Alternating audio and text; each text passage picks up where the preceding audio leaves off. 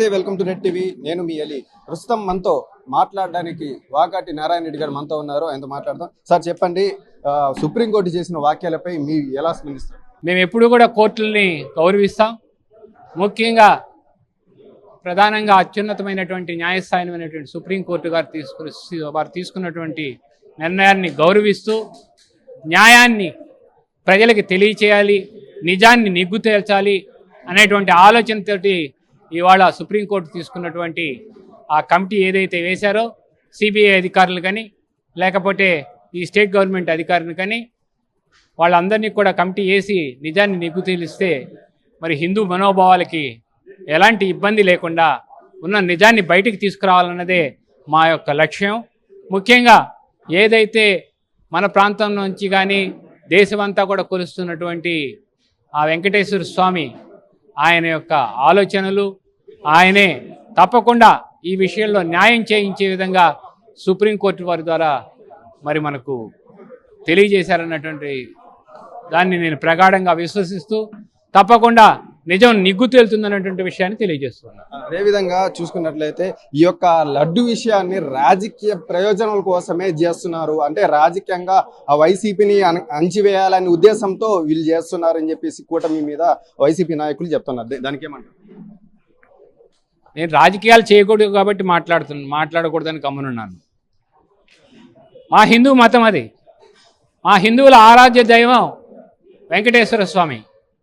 ఆయన యొక్క విషయాల్లో మేమందరం కూడాను నిజం తెలియాలనేటువంటి ఆలోచనతో ముందుకు వెళుతూ ఉంటే గత ముఖ్యమంత్రి గారు ఏం చేశారు మీకు అందరికీ తెలుసు. ఏమైంది? మొన్న వచ్చి మీరు పైకి వెళ్ళాలి అంటే డిక్లరేషన్ సంతకం పెట్టమన్నాం. మా దేవుడి మీద మీకు నమ్మకం లేదా? మా మతం మీద మీకు నమ్మకం లేదా? మా హిందూ ఆచారాల మీద మీకు నమ్మకం లేదా? మరి అలాంటి నమ్మకం లేనప్పుడు మీ ఇంటి దగ్గర మా సెట్టింగ్లు ఎందుకు వేసుకున్నావు? అంటే హిందూ దేవాలయం అంటే నీకు బొమ్మలతో లాగా ఆడుకుంటున్నావా? కాబట్టే ఆ సెట్టింగ్లు నీ ఇంటి దగ్గర వేసుకున్నావు కాబట్టే 151 సంఖ్య వచ్చినటువంటి వాడివి 11కు దిగజారిపోయావు. మాజీ ముఖ్యమంత్రి గుర్తుపెట్టుకో, హిందూ మనోభావాలతో ఆడవద్దు. ఇది హిందూ దేశం అన్న సంగతి విషయాన్ని కూడా మర్చిపోతున్నావు. ఉండొచ్చు నీ మతం నీకు గొప్పగా ఉండొచ్చు, మేము కాదని చెప్పడం లేదు. నీ మతాన్ని కూడా మేము గౌరవిస్తాం. కానీ మా మతాన్ని నువ్వు కించపరుస్తూ ఉన్నావు. ఇది నీకు మంచి పద్ధతి కాదు అని చెప్పని హెచ్చరిస్తూ ఉన్నాను.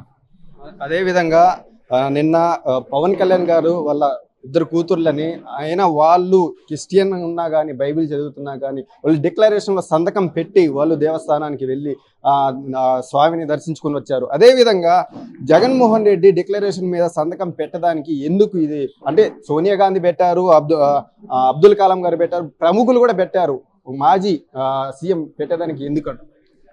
బాధ్యత వహిస్తే ఎవరైనా కూడా సరే ఇది నా బాధ్యత. నేను ప్రజల యొక్క మనిషిని. ప్రజల్లో అనేకమైనటువంటి మతాలు ఉంటాయి. అన్ని మతాలని గౌరవించాలి. ఈ మతాన్ని కూడా హిందూ మతాన్ని కూడా నేను గౌరవించాలని చెప్పి అనుకుంటే తప్పకుండా ఆయన సంతకం పెట్టేవాడు. ఈరోజు గతంలో తీసుకోండి, ఎవరైతే ప్రెసిడెంట్ ఆఫ్ ఇండియాగా పనిచేసినటువంటి అబ్దుల్ కలాం గారు లేదా ప్రధానమంత్రిగా చేసినటువంటి ఇందిరాగాంధీ గారు అక్కడికి వచ్చినప్పుడు వాళ్ళని అడిగినప్పుడు వాళ్ళందరూ కూడా సంతకాలు పెట్టినటువంటి మాట మర్చిపోయామా డిక్లరేషన్ మీద? మరి నీకెందుకు ఇంత అహంకారం? హిందూ మతం అంటే ఎందుకు నీకు అంత వ్యతిరేకం? నీకు డిక్లరేషన్ సంతకం పెట్టేదానికి ఏమంత నామోషి? కరెక్టే. మరి అంత నామోషి అయినప్పుడు మాకు సంబంధించినటువంటి హిందూకు సంబంధించిన దేవుడి యొక్క మీ ఇంటి దగ్గర ఎందుకు ఆ నమూనా వేయించావు? కనీసం అక్కడ తీర్థ ప్రసాదాలు ఇచ్చినా కూడా తీసుకోలేనటువంటి మీరు హిందువుల మనోభావాల్ని దెబ్బతీయడం లేదా? అందువల్లే ఇవాళ లడ్డు వివాదంలో కూడా మీరు కీలక బిందువు అయ్యారన్నటువంటి విషయాన్ని కూడా తెలియజేస్తూ ఉన్నాను. జగన్మోహన్ రెడ్డి గారు సీఎంగా ఉన్నప్పుడు 2 సార్లు నేను వెళ్ళాను, అప్పుడు లేనిది ఇప్పుడు ఎందుకు వస్తుంది, అప్పుడు నేను ఏమైనా చేశానా దేవస్థానంలో అని చెప్పేసి కూడా వ్యాఖ్యలు చేస్తాను. అప్పుడు నువ్వు ముఖ్యమంత్రిగా వెళ్ళావు, ఆహ్వానం మేరకు వెళ్ళావు. దాంట్లో ఉన్నటువంటి క్లాజుల్లో కూడాను చాలా క్లియర్గా రాస్తుంది, ఎవరైనా కూడా ఆహ్వానం మేరకు వెళ్ళినప్పుడు నువ్వు అక్కడికి వెళ్ళేది నేరుగా వెళ్ళాల్సినటువంటి పరిస్థితి వెళ్ళేదానికి అవకాశం ఉంది. కానీ నువ్వు ఇప్పుడు ఒక ఎమ్మెల్యేవి, కనీసం నీకు ప్రత్యేక హోదా కూడా లేదు, ప్రత్యేకమైనటువంటి ప్రతిపక్ష హోదా కూడా లేదు. నీకు ప్రతిపక్ష హోదా అన్న ఉంటే 23 మంది ఉంటే నీకు ఒక క్యాబినెట్ హోదా ఉండేది, కనీసం అప్పుడు నువ్వు వెళ్ళేదానికి అవకాశాలు ఉండేది. నువ్వు ఇప్పుడు సాధారణ రీతిలో నువ్వు వెళుతూ ఉన్నావు దేవుణ్ణి దర్శించేదానికి, అయినా నీకు సంతకం పెడితే నీకు ఏం పోతుందయ్యా? ఏ హిందూ మతాన్ని గౌరవిస్తే నీకు పోయేది ఏంటి? హిందూ మతం అంటే నీకు అంత లెక్కలేనితనమా?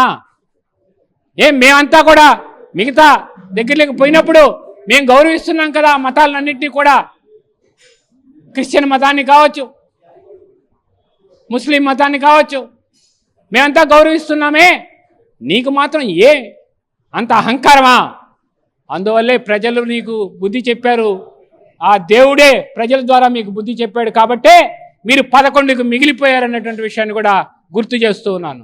కూటమి ప్రభుత్వం అధికారంలోకి వచ్చిన తర్వాత చెప్పిన హామీలు నెరవేర్చకుండా ఇటువంటివి డైవర్షన్ పాలిటిక్స్ చేస్తూ ఉన్నారు కూటమి ప్రభుత్వం, చంద్రబాబు నాయుడు గారు అని చెప్పి చెప్తున్నారు. దానికి ఏమంటారు? కూటమి ప్రభుత్వం అధికారంలోకి వచ్చి 115 రోజులైంది. చంద్రబాబు నాయుడు గారు అధికారంలోకి వచ్చిన వెంటనే ఏం చేశాడో మీకు అందరూ చూస్తూ ఉన్నారు. ఏదైతే ఆయన చెప్పాడో సూపర్ 6లో ఉండేటువంటి విషయాలను ముందుకు తీసుకువెళ్లాలనేటువంటి ఆలోచనతో మొట్టమొదట 1వ తేదీ అందరికీ పెన్షన్లు ఏదైతే ఇవ్వాలో ఆరే కార్యక్రమాన్ని 4,000 రూపాయలతోటి అందరికీ అందించినటువంటి వ్యక్తి ఇవాళ చంద్రబాబు నాయుడు కాదా అని చెప్పి అడుగుతా ఉన్నాను. అట్లాగే డిఎస్సి ఇవాళ ఇవాళ 16 లక్షల మందికి ఉద్యోగ అవకాశాలు కల్పించేదానికి శ్రీకారం చుట్టింది ఈ ప్రభుత్వం కాదా అని అడుగుతున్నాను.